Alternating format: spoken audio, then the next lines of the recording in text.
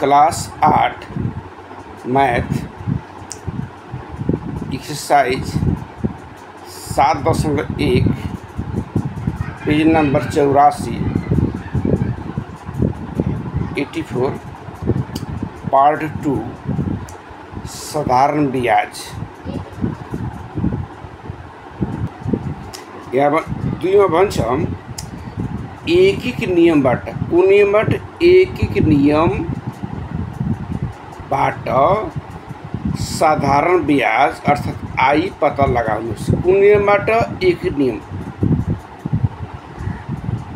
एकीक नियमबाट साधारण ब्याज आई पत्ता लगाउनुहोस्।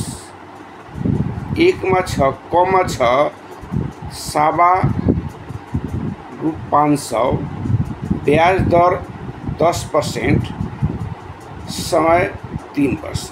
अब कुन नियमबाट एक नियमबाट पत्ता लगाउनु छ। त्यहाँ छ ब्याज दर 10%। ब्याज दर 10% छ मतलब के भयो रु 100 को ब्याज 1 वर्षमा रु 10 हुन्छ। रु 100 को ब्याज 1 वर्षमा रु 10 हुन्छ मतलब रु 100 को ब्याज 1 वर्षमा रु 10 हुन्छ। हेर त रु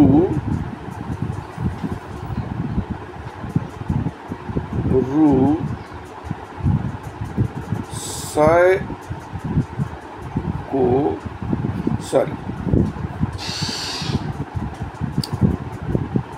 रु 1 को ब्याज 1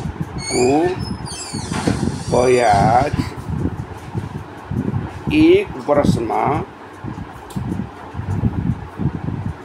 1 वर्षमा कति हुन्छ त रु 10/100 हुन्छ। रु 1 को ब्याज 1 वर्षमा 10/100 हुन्छ। अब हेर त रु 500 को ब्याज 500 कति 500 रु 500 को ब्याज 1 वर्षमा रु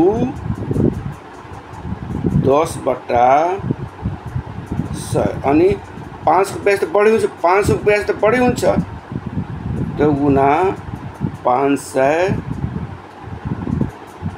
हुन्छ। भयो अब हेर रु 500 को ब्याज अब कति वर्षमा त 3 वर्षमा कति वर्ष 3 वर्ष 3 वर्षमा रु 10 गुना 500 अनि 3 वर्षमा गुना 3/100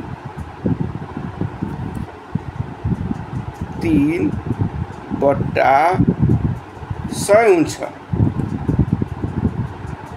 भयो अर्थात् रु 500 को ब्याज 3 वर्षमा रु कति गुना भाग गर्ने 0 र 0 कट्यो 5 6 10 5 3 त 5 3 15 10 रुपये गर्ने त 150 भइहाल्छ। रु 150 हुन्छ अर्थात् रु 500 को ब्याज 3 वर्षमा 150 हुन्छ। एन्सर भयो कुन नियमबाट एकीक नियमबाट। कुन नियमबाट एकीक नियमबाट एन्सर भयो। अब अर्को हिसाब बनाउने।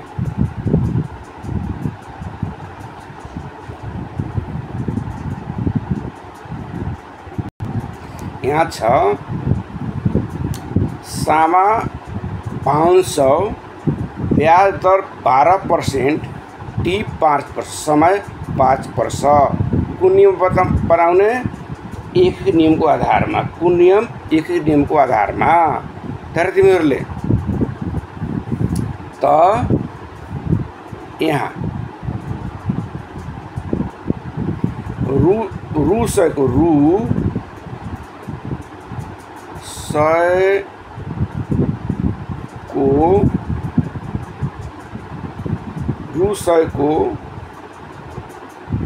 1 वर्ष को ब्याज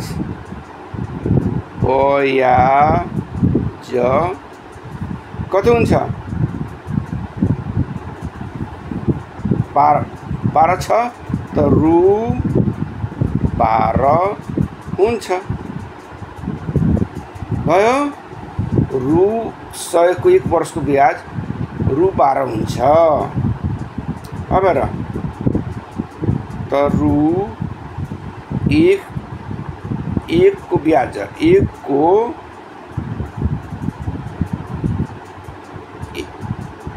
1 वर्षको कति? 1 वर्षको ब्याज रु कति हुन्छ? 12/100 हुन्छ। भयो। अब हेर त रु कति रु छ यहाँ? 5200 छ। रु 500 को 1 वर्षको ब्याज कति हुन्छ? गुणा गर्ने त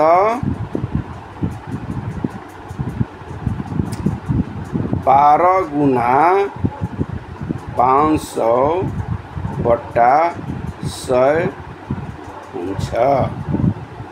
भयो। अब हेर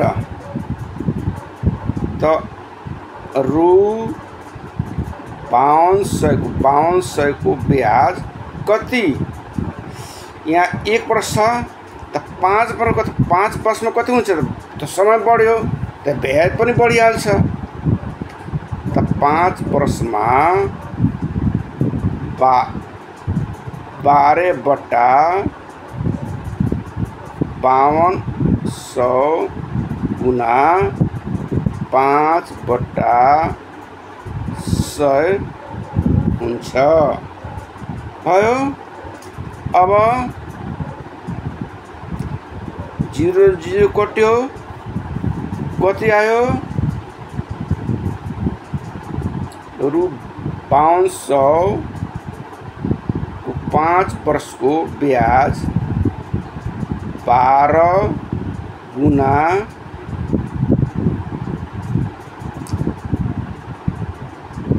52 गुणा 5 हुन्छ। अर्थात् गुणा गरेर यसमा आयो रु 500 को 5 वर्षको ब्याज 3120 रुपियाँ हुन्छ। एन्सर भयो। अब बनाऊ तिमीहरू क नम्बर।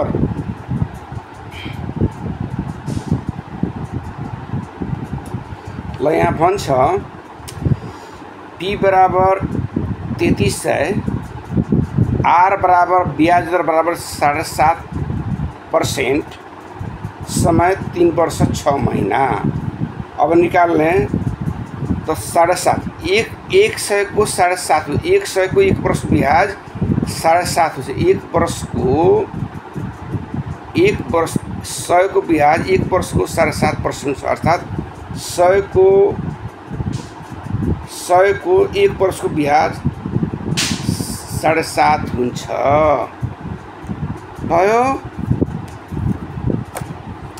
अब हेर त रु 1 को ब्याज 1 वर्ष को ब्याज रु 7.5/100 हुन्छ। कम हुन्छ। अब हेर तिमीहरूले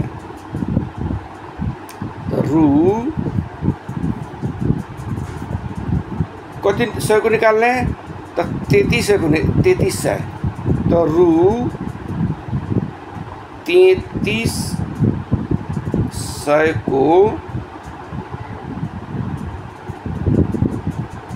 1 वर्ष कति 1 वर्ष को ब्याज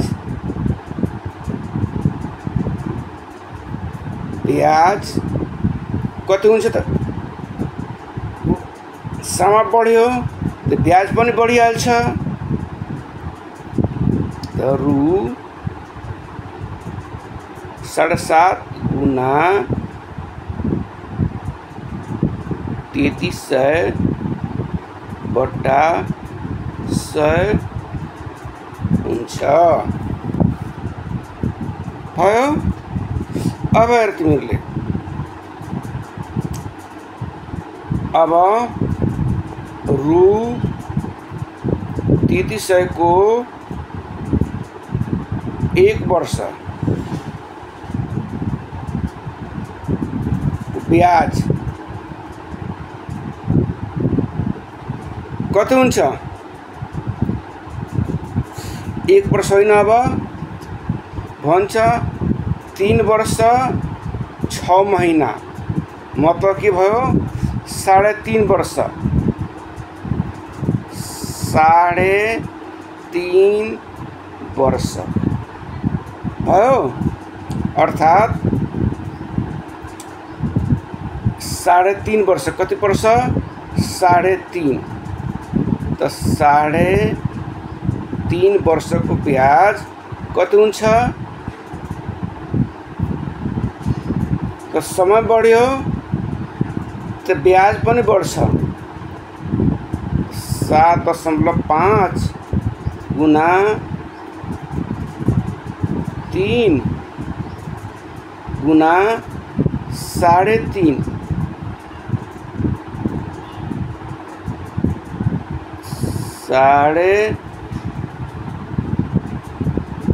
3/100 हुन्छ।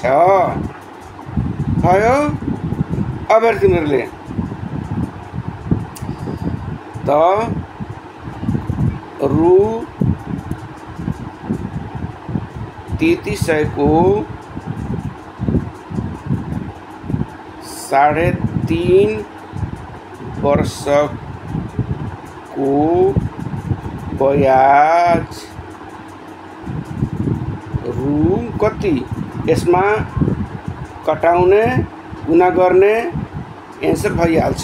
कटाउ यसलाई गुना गर त कति हुन्छ 3300 को 3.5 वर्ष को ब्याज रु 876.25 रुपैयाँ हुन्छ। एन्सर भयो। यसपछि बनाऊ तिमीहरू घ नम्बर। कुन नम्बर ख नम्बर।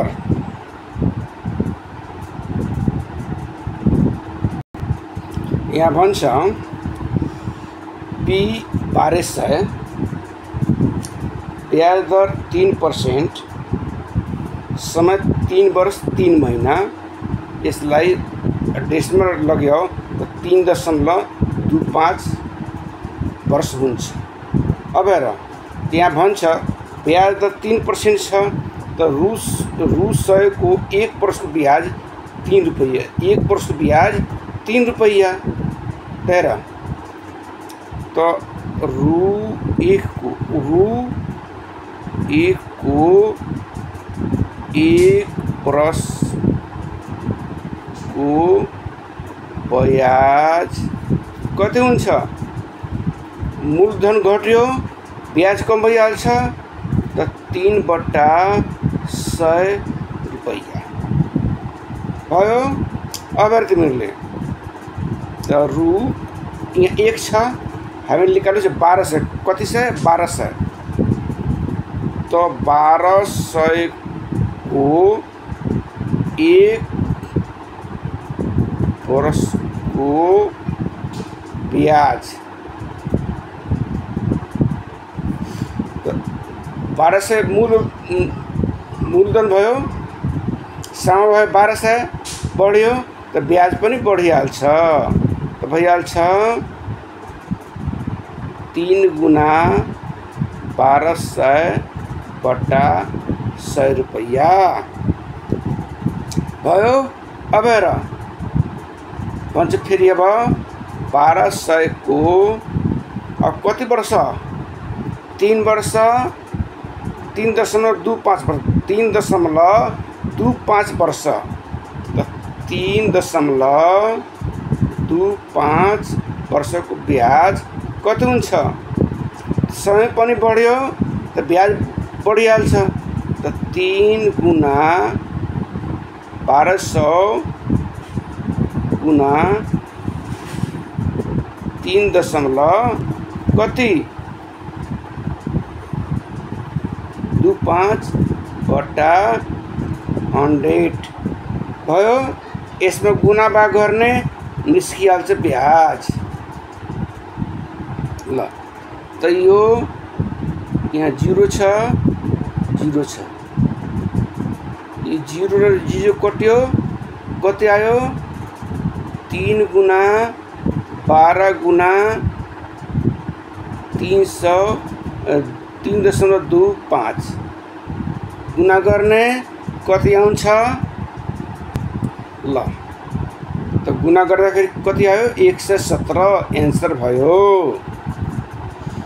अब यसपछि अर्को गर्ने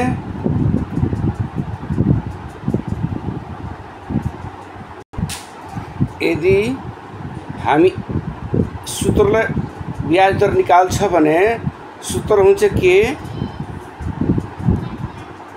हुन्छ आई बराबर आई बनेको ब्याज आई बराबर PTR बटा 100 PTR बटा 100 PTR बटा 100 हुन्छ। यसरी निकाल्नु तिमीहरू ब्याज भनेको आई त पी कति छ यहाँ पी छ 500 टी कति छ 3 वर्ष अनि टी 3 वर्ष आर कति ब्याज दर आर कति छ 10% 10 अनि बट्टा 100 भयो। अर्थात यसलाई घटाऊ 0 0 कट्यो अब कति बाँच्छ 5 यहाँ 15 एउटा 0 150 ब्याज आउँछ कति आउँछ 150 रुपैयाँ ब्याज आउँछ एन्सर भयो। सूत्र बनाएर सूत्रबाट बनाउँदै आउँछ 150 आउँछ ल। तर हामीले भनेछ एक नियमबाट बनाऊ त इक्जाममा सोध्यो भने एक नियम भन्छ भने पहिलो जस्तो बनाउने अब भन्दैन भने यो सूत्रबाट बनाउने भन्दैन भने सूत्रबाट बनाउने अब भन्छ भने एक नियमबाट बनाउने एन्सर भयो। अब तिमीहरूले 2 नम्बर कति नम्बर 2 नम्बर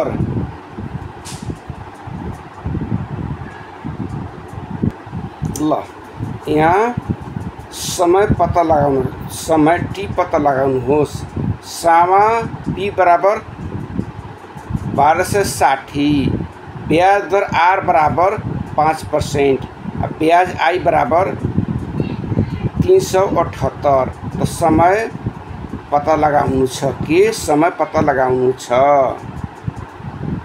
भयो। अब तिमीहरूले समय बराबर हुन्छ 100 आई बट्टा पीआर समय बराबर 100 आई बट्टा पीआर अर्थात 100 लेख 100 आई आई कति छ आई कति छ यसमा आई छ 378 आई छ आ पी कति छ 1260 त 1260 अनि आर कति छ आर भनेको 5% भयो। यसमा गुणा भाग गर्ने टी निस्किहाल्छ। गुणा भाग गर त गुणा भाग गर्दाखेरि कति आयो 6 वर्ष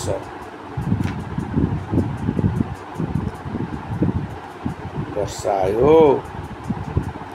एन्सर भयो। यसपछि अर्को निकाल्ने यहाँ भन्छ पी बराबर 1250 ब्याज दर आई आर बराबर 13%। कति पर्सेंट 13% अनि ब्याज आई बराबर 650 समय निकाल्नु छ।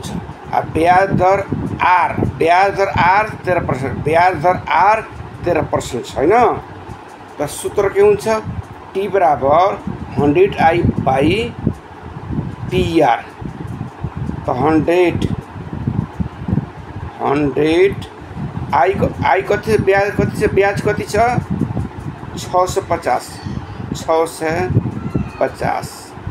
बट्टा पी कति छ 1250 अनि आई कति छ आई हैन आर कति आर चाहिँ 13% त 13% भयो। अब यसमा यो र यो कट्यो कति बाँच्यो 13 पचे 65 भयो। कति बाँच्यो 100 गुना 5 बट्टा 125। अब तिमीहरूले यसरी कटाउने के हुन्छ 25 चौको 100 25 पचे 700 भयो। कति आयो 4 गुना 5 बट्टा 5 5 कट्यो कति आयो 5 वर्ष। एन्सर भयो।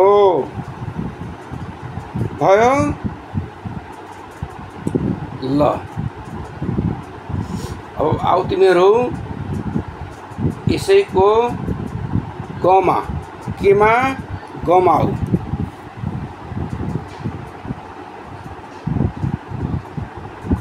ल सामा छ रु 4500 ब्याज दर छ 4%। ब्याज आई बराबर 900 रुपैयाँ छ त टी निकाल्नु छ त टी बराबर 100 आई बट्टा पीआर। अब तिमीहरूले 100 आई कति ब्याज कति छ 900 बट्टा पी कति छ पी छ 4500 अनि आर कति छ 4% भयो। अब यसमा 0 कट्यो अब हेर कति आयो 100 गुना 9 बट्टा 45 गुना 4 भयो। अब हेर यो कटाऊ त्यो 2500 को 20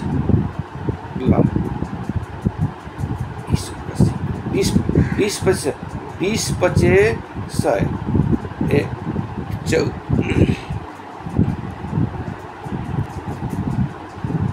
4 25 100 4 25 100 4 25 100 भयो। अब हेर यति आयो। यसपछि हेर तिमीहरू 25 गुना 9/4 5 यसले कटाउ त कति आउँछ?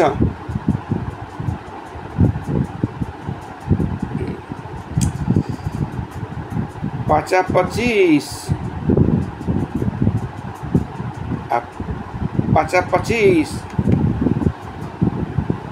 अब 5 9 45 भयो। अनि 9 कट्यो कति आयो? 5 वर्ष। यसो कति आयो? 5 वर्ष भयो। यस प्रकार गुना भाग गर्ने अथवा रफमा गरे पनि भइहाल्छ। रफमा गरे पनि भइहाल्छ। यहाँ कटाउनु पर्दैन, खाली रफमा गर्ने र यहाँ 5 वर्ष लेख्ने, त्यो पनि भइहाल्छ। ल अब नम्बर सिद्धियो। अर्को हिसाब भोलि पढाउँछु। धन्यवाद।